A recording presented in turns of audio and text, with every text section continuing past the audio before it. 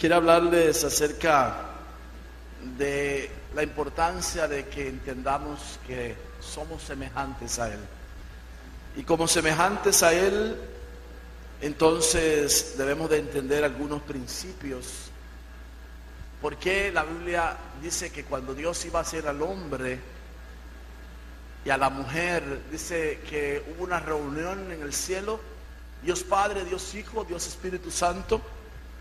En esta reunión acordaron ellos que iban a hacer al hombre a su imagen y semejanza.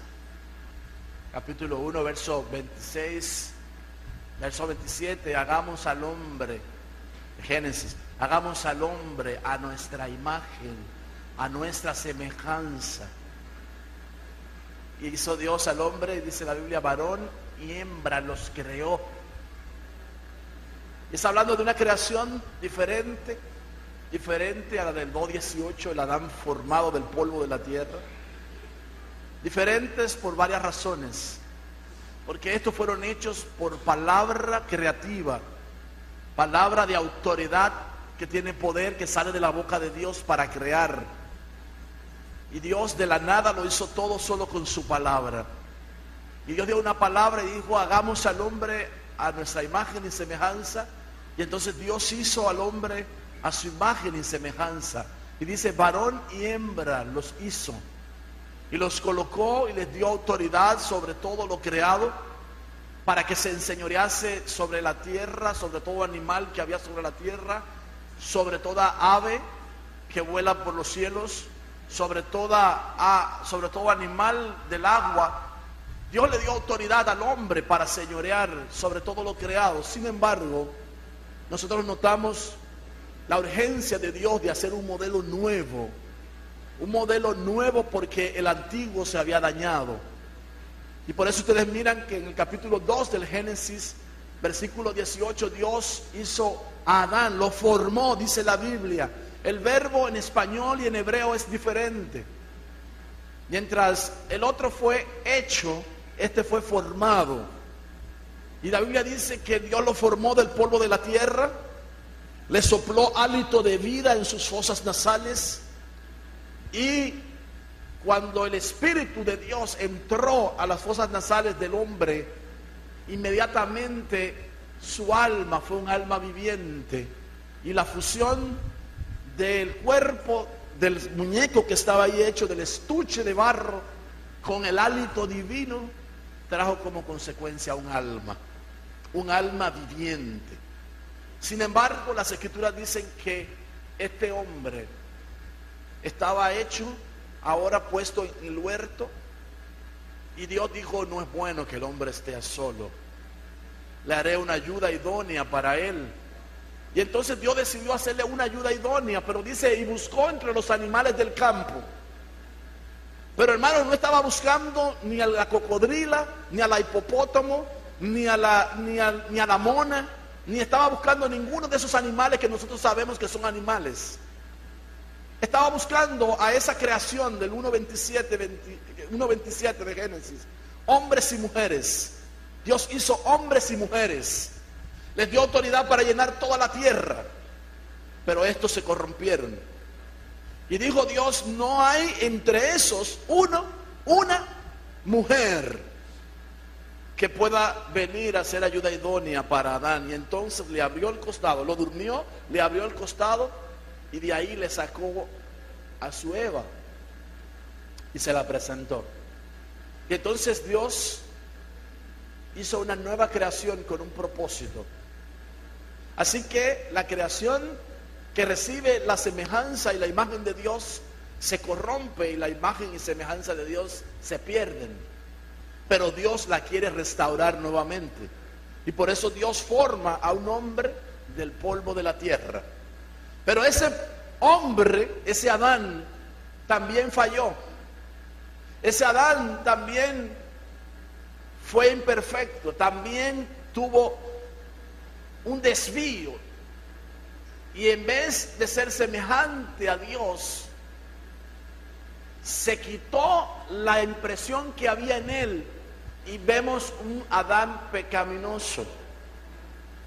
Vemos a un Adán caer por no guardar el principio que Dios le había dado. Dios le dijo que lo ponía en el huerto para cuidarlo y para labrarlo. Dos funciones: cuidar el huerto y labrar el huerto. No lo puso para que estuviera ocioso en el huerto, lo puso con oficio en el huerto. Así que el trabajo, el oficio, no es una maldición como muchos han dicho, que el trabajo es fruto de la maldición del hombre, de la caída del hombre. No, Señor.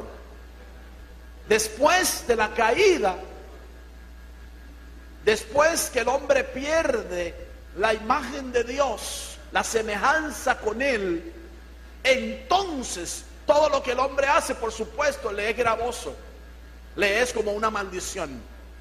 Pero no es que el trabajo es una maldición, el trabajo es una bendición. ¿Cuántos dicen amén a eso?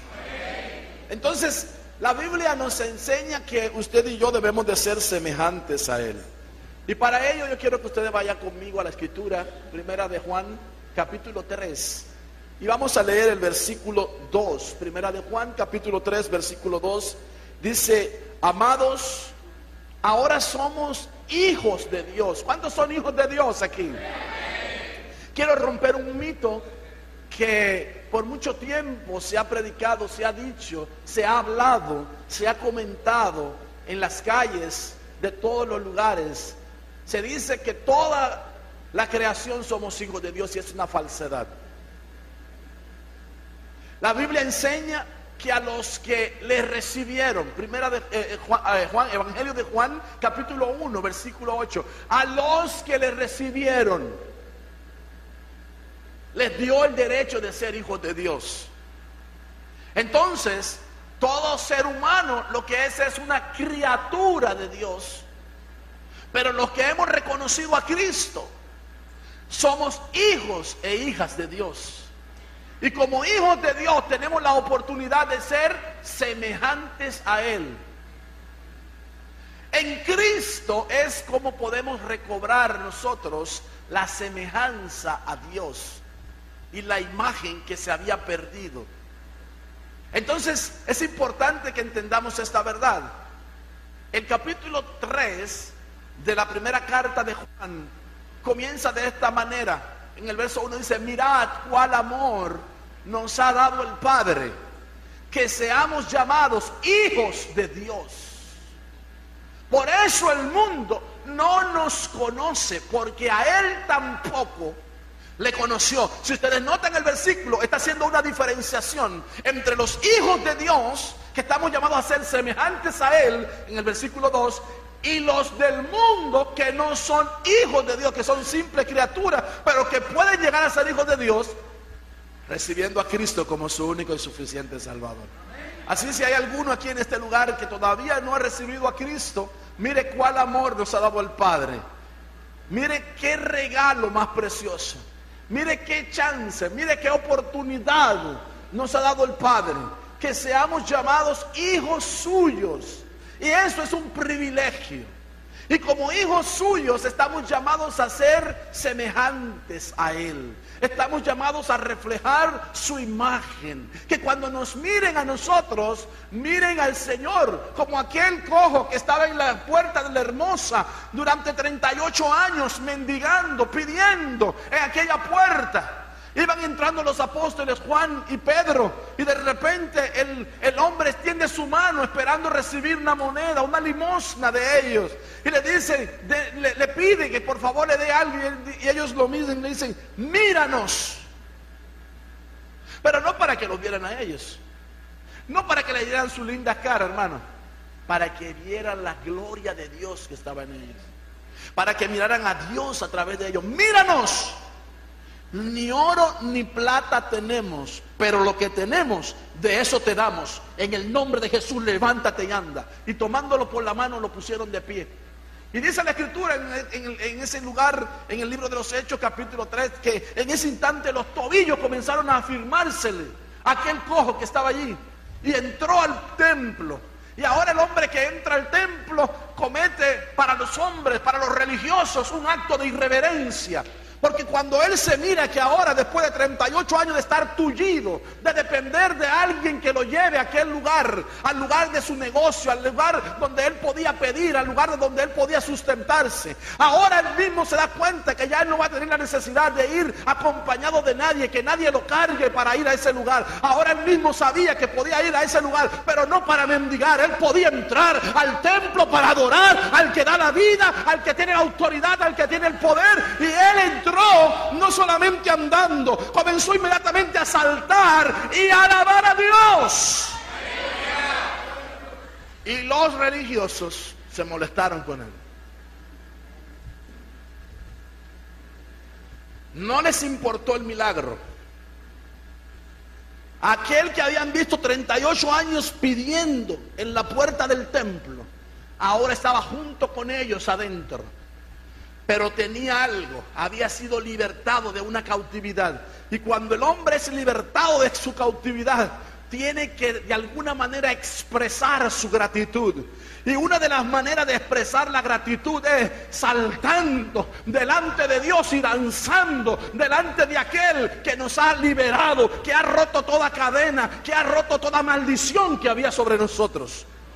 Por eso, hermano, la danza es una expresión de liberación, es una expresión de alabanza, de gratitud al que vive y reina para siempre. Así que cuando usted tenga la próxima oportunidad de poder dar un saltito, usted va a poder dar un saltito diciéndole: Señor, gracias porque puedo dar un saltito. ¿Cuánta gente no tiene la capacidad de ponerse sobre sus pies siquiera? Y usted y yo tenemos la oportunidad no solamente de dar un saltito, podemos hacer con nuestras piernas muchas cosas. Y por eso es un motivo para honrar y glorificar el nombre del Señor. Ahora la Biblia nos enseña que debemos de ser semejantes a Él. Ahora somos hijos. Hijos de Dios. Y aún no se ha manifestado lo que habremos de ser. Pero sabemos, escucha, sabemos que cuando Él se manifieste, entonces seremos semejantes a Él, porque le veremos como Él es. La manifestación de Cristo solamente la conseguimos en la intimidad con Él. Cuando entramos en comunión con Él. Por eso la Biblia dice en el versículo siguiente que el que tiene esta esperanza, la esperanza de verlo a Él manifestado en su vida, se purifica como Él es puro. Entonces, si vamos a ser semejantes a Él, tendremos que ser puros como Él es. Si vamos a ser semejantes a Él, tenemos que ser santos como Él es. Si vamos a ser semejantes a Él, tenemos que hablar como Él, tenemos que caminar como Él, tenemos que conocerlo a Él para poder ser igual que Él. Porque si no lo conoces, no puedes ser como Él, no puedes ser semejante a Él. El apóstol Pedro, por ejemplo, por más que quiso pasar desapercibido en el pretorio cuando Jesús estaba preso, lo apresaron esa noche para juzgarlo injustamente. La gente que estaba afuera le dijo: pero tú eres igual, tú eres de los de Él. Y él decía: yo no lo conozco. Y una mujer le dijo: usted es igual que Él, porque hasta habla como Él. Entonces los seguidores de Él, los hijos de Él, vamos a ser semejantes a Él porque vamos a tener incrustados el mismo ADN que Él. Y cuando eso ocurre, entonces nuestras reacciones tienen que ser como las de Él. Y si Él era manso y humilde de corazón, eso mismo llegaremos a ser nosotros también, mansos y humildes de corazón. Porque Dios está queriendo dejarnos bien claro que nosotros debemos de parecernos a aquel que nos compró, aquel que nos adoptó, aquel que nos hizo sus hijos. Amén. No vas a poder ser semejante a Él si no te purificas, si no lo buscas, si no tienes comunión con Él, si no estás con Él. Para poder ser semejantes a Él necesitamos estar con Él, porque separados de Él nada podemos hacer. Amén. Así que veamos un detalle muy interesante. Para ello, el Señor dejó 5 ministerios. En el capítulo 4 del libro de Efesios, en el versículo 11 dice: y Él mismo constituyó a unos apóstoles, a otros profetas, a otros evangelistas, a otros maestros, pastores y maestros. Y luego en el versículo 12 y en el versículo 13 dice con qué propósito: a fin de perfeccionar a los santos para la obra del ministerio. Y luego el versículo 13 dice: hasta que todos lleguemos a la unidad de la fe y del conocimiento del Hijo de Dios, hasta la medida de un varón perfecto, a la medida de la estatura de la plenitud de Cristo. Entonces note, ¿cómo es que usted y yo vamos a lograr conocer al Señor? Pues el Señor dejó para ellos 5 ministerios.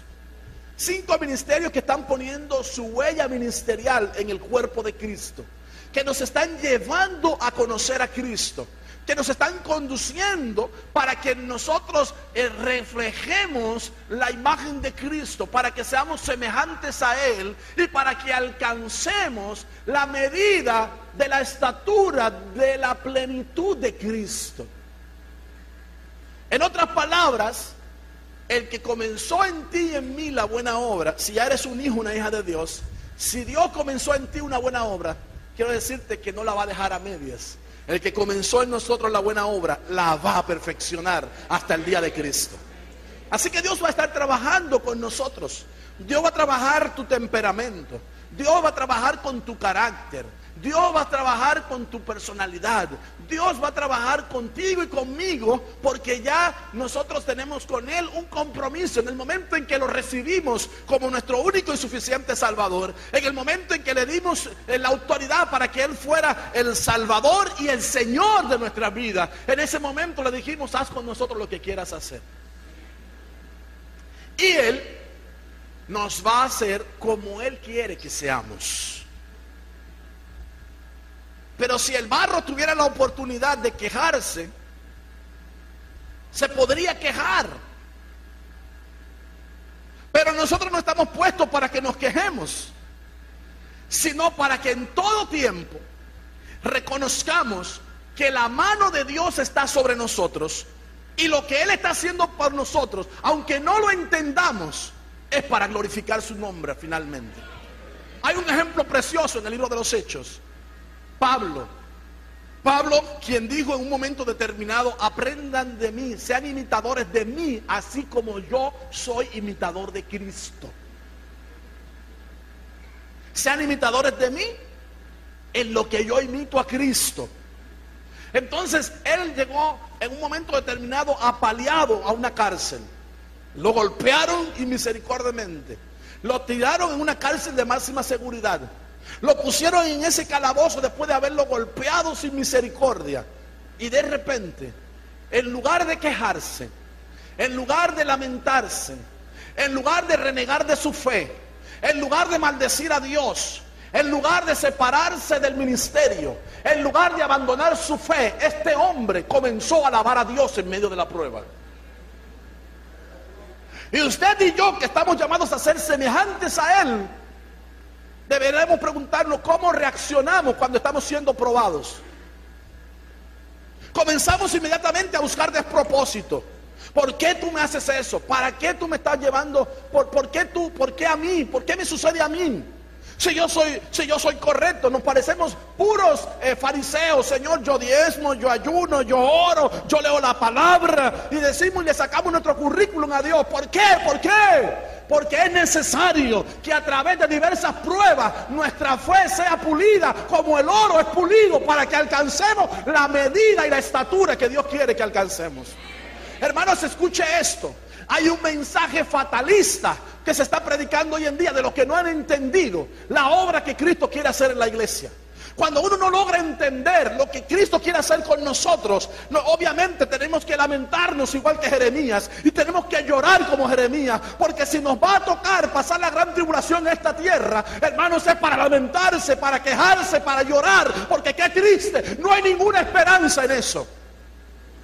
Pero los que hemos conocido a Cristo tenemos una esperanza de gloria.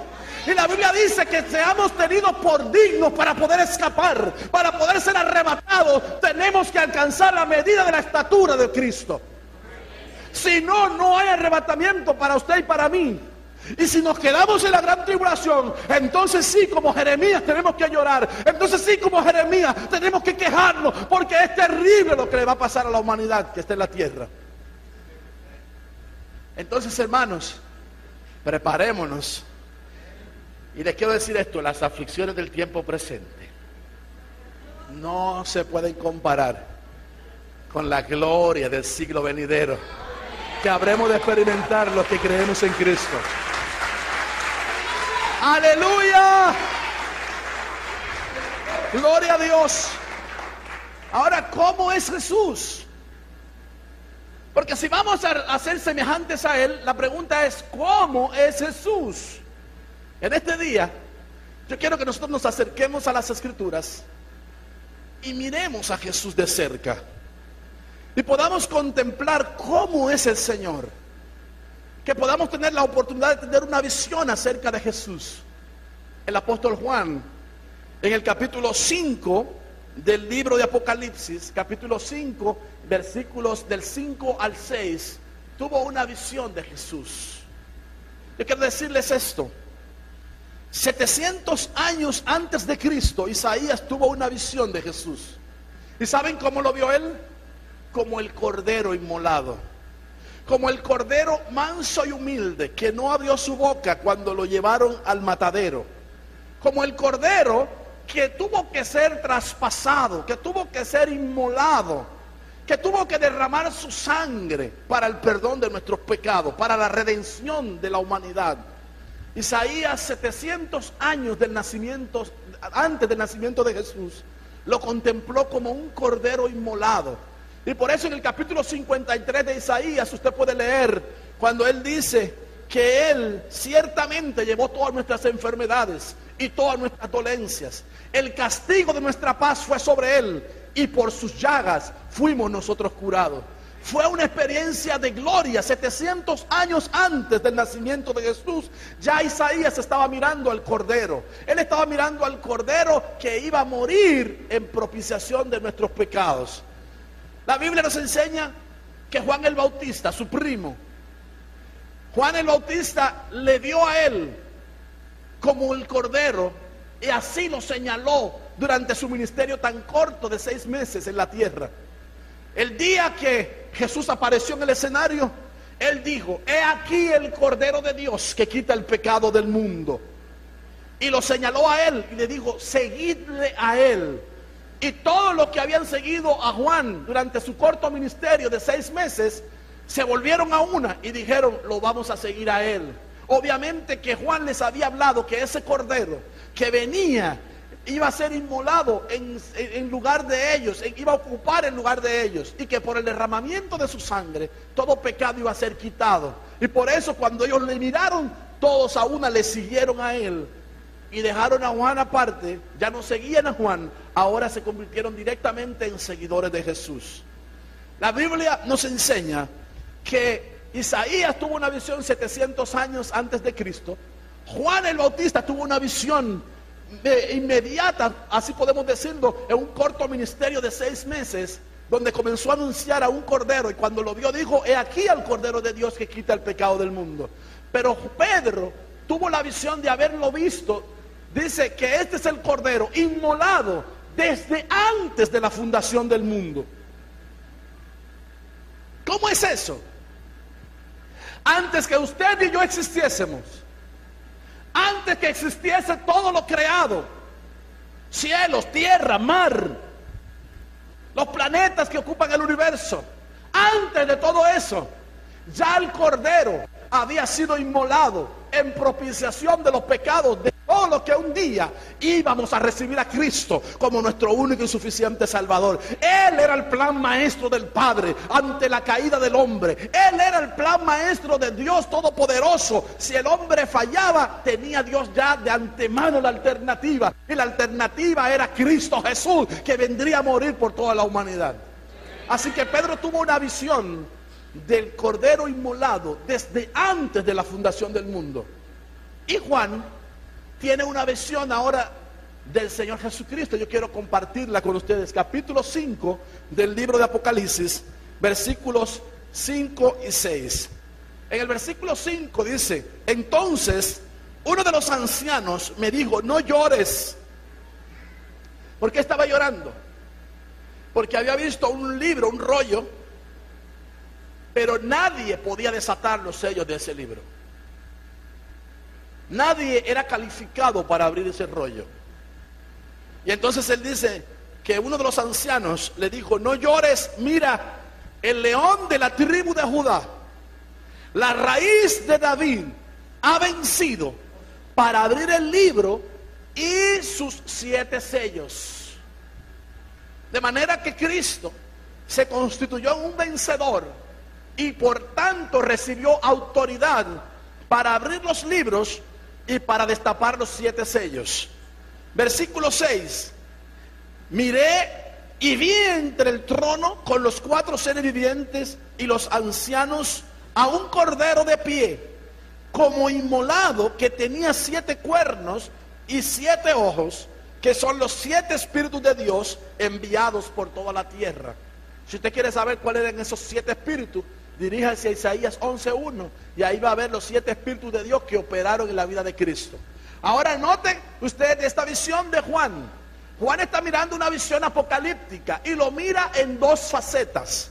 Lo mira como cordero, pero también lo mira como león. Como el león de la tribu de Judá que ha vencido y que se le ha dado la autoridad para abrir el rollo y para destapar los 7 sellos. Pero también lo vio como el cordero inmolado que tenía 7 cuernos, tenía la perfección de la autoridad sobre sí, tenía todo el poder. 7 ojos, nada se puede esconder delante de la presencia del Cordero. Él tiene la capacidad, tiene visión, puede mirarte. Donde quiera que te metas, donde quiera que vayas, te va a mirar. Donde quiera que te escondas, quien quiera que seas, no puedes esconderte delante de Dios. La Biblia nos enseña que Él nos está mirando.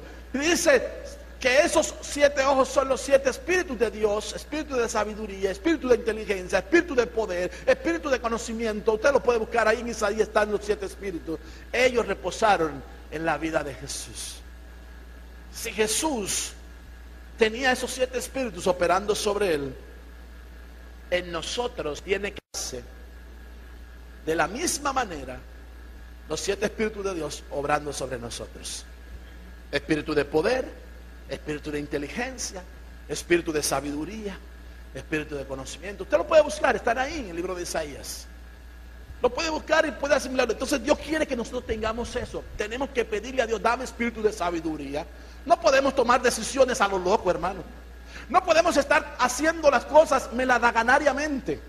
No podemos hacer las cosas como nos viene a la mente rápidamente. Tenemos que pedir a Dios la dirección, la guianza, por su espíritu, que opere la sabiduría que viene de lo alto. Hay 3 tipos de sabiduría, hermano. La sabiduría diabólica, porque hay una sabiduría diabólica para confundir a la gente. Hay una sabiduría diabólica que nos confunde, hermano, y que nos puede hacer creer que no estamos correctos cuando estamos caminando rectamente delante de Dios. Y nos quiere hacer torcernos, desviarnos, para quitarnos el propósito que Dios ha establecido para nuestra vida. Por eso se han desviado mucha gente y por eso existen tantas sectas religiosas. Porque la gente que estaba en Cristo perdieron la visión de Cristo, dejaron de mirarlo a Él y comenzaron a oír a otros espíritus que lo llevaron por otros caminos, los condujeron con otro evangelio, los condujeron con otra guianza de otros espíritus a la perdición. Pero la Biblia nos enseña que si somos semejantes a Él, el que es semejante a Él se purifica a sí mismo, así como Él es puro. La Biblia, en el contexto de Primera de Juan capítulo 3, nos habla de la visión que Miguelito nos hablaba en esta mañana. Si usted va al capítulo 3 de la primera carta de Juan, un poquito más abajo, en el versículo 6 o 7 por ahí, usted va a encontrar que el deseo de Dios es que nosotros mantengamos la unidad del cuerpo, la unidad de la iglesia, nos mantengamos cohesionados, seamos uno, así como el Padre y el Hijo eran uno. Por eso ustedes miren en la oración de Jesús, en el capítulo 17 de Juan: Padre, haz que ellos sean uno, así como tú y yo somos uno, para que el mundo crea que tú me enviaste. Mucha gente no puede creer cuando mira al cuerpo de Cristo fragmentado, cuando mira el cuerpo de Cristo que no está unido, que no está cohesionado, cuando mira el cuerpo de Cristo dividido. Es piedra de tropiezo para los incrédulos. A ver cuántos quieren ser semejantes a Él. Si usted quiere ser semejantes a Él, tiene que buscar la unidad del cuerpo de Cristo. Tiene que amar a su hermano. Tiene que procurar la cohesión del cuerpo de Cristo para la gloria y la honra de su nombre. Así que Juan lo vio como león y lo vio como cordero. Y quiero hablar primero de la fase de cordero. Miremos las características de un cordero. El cordero es manso. Diga conmigo, el cordero es manso. La Biblia nos habla de un hombre llamado Moisés. En el Antiguo Testamento, la palabra nos expresa cómo era Moisés. Creo que la semana pasada di un tips de Moisés refiriéndome a su carácter tan áspero que le llevó a despescuezar a un egipcio cuando vio que maltrataba a uno de su pueblo. Y finalmente huyó hacia el desierto. Y en esos 40 años, allí tuvo un encuentro muy personal con Dios. Si ustedes leen en el libro de Éxodo, en el capítulo 3, se va a encontrar el pasaje de la zarza ardiendo. Cuando Moisés tiene un encuentro personal con Dios, él estaba mirando una visión, miraba una zarza que ardía y no se consumía. Y dice que oyó una voz de en medio de la zarza que le dijo: Moisés, Moisés, quita el calzado de tus pies, porque el lugar donde tú estás es lugar santo. En otras palabras, Dios quiere que nos despojemos de nuestro antiguo caminar y que entremos a caminar en rectitud y en santidad delante de Él. Porque en el camino en el que usted y yo estamos es un camino de santidad, es un camino de rectitud. Y Dios comienza a hablar a Moisés y a delegar autoridad sobre Moisés en aquel lugar. Y en ese lugar Moisés experimenta una experiencia muy particular, muy personal con Dios. Y de